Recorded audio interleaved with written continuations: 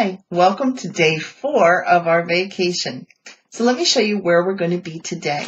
We are in Connecticut, just south of Hartford, right here. So here is the state, and like I said, we are right in here. We are going to go first to a place called Affordable Fabrics, which is right in Rocky Hill, which is where we are staying right now. Affordable Fabrics, I've heard a lot about, that they have fabric for $2.99 a yard all throughout the store. So I am hoping to get some material to make some new skirts and to maybe make some project bags and some fun knitty type of things or crochet bags or something. I'm not sure. I'm not sure what they're going to have, but I'm excited to check it out. So we're going there, and then we're going to go and follow the Connecticut River south to a little town called East Haddam, and we're going to Gillette Castle. Now, my husband and I have been to Gillette Castle before. My husband laughingly calls it Fred Flintstone's Castle because it's not real pretty on the outside, but I love the inside of this place, and the grounds are gorgeous. To tell you a little bit about Gillette Castle, it was built between 1914 and 1919, and it's built out of rubble stone. Now, the thing that makes it look a little weird is even the awnings on the windows are done out of stone.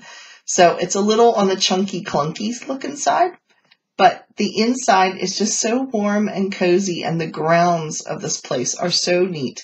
The man who built the house was named William Gillette. Now, William Gillette was known in the late 1800s into 1937 when he passed away. He was very famous and he was an actor. He was very famous for his portrayal of Sherlock Holmes. In fact, he is the one that put on the deerstalker hat and the magnifying glass and the curved pipe. That the traditional view of what we think of with Sherlock Holmes was because of William Gillette's character, how he interpreted Sherlock Holmes.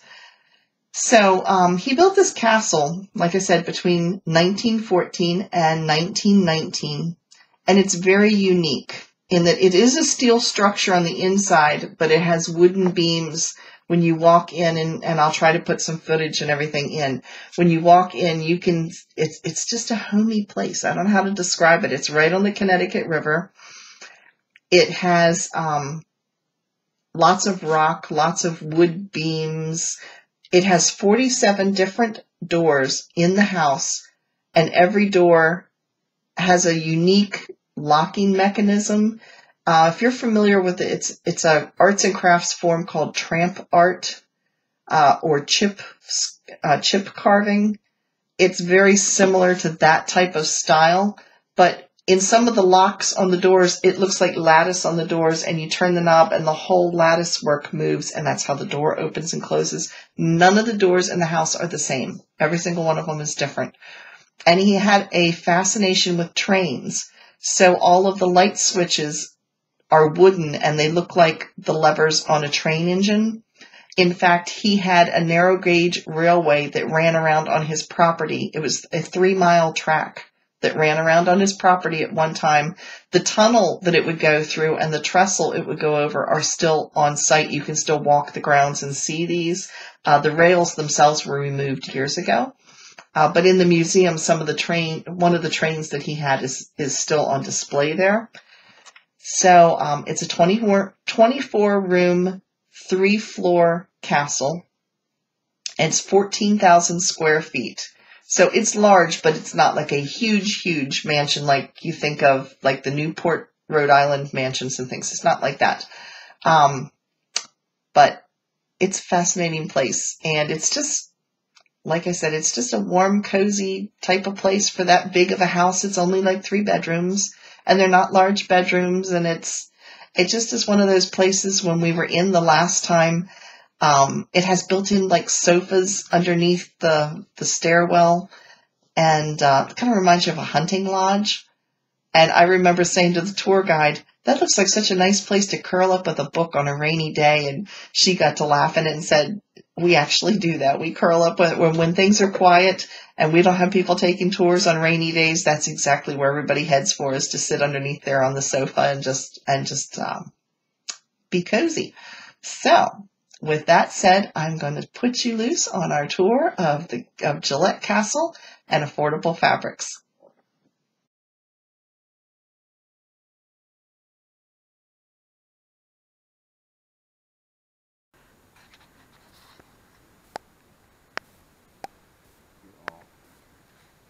I'll get a wide angle and I'll put it here.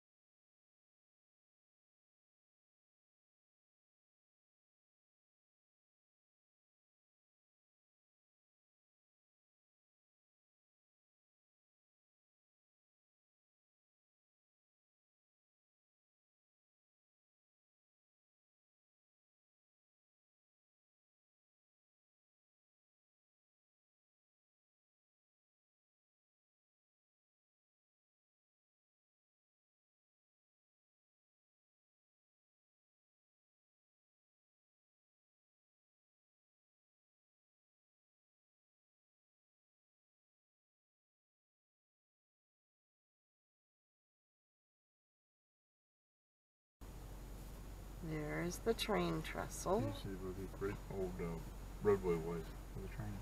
Mm-hmm. Yeah, it went right over that trestle. Mm-hmm.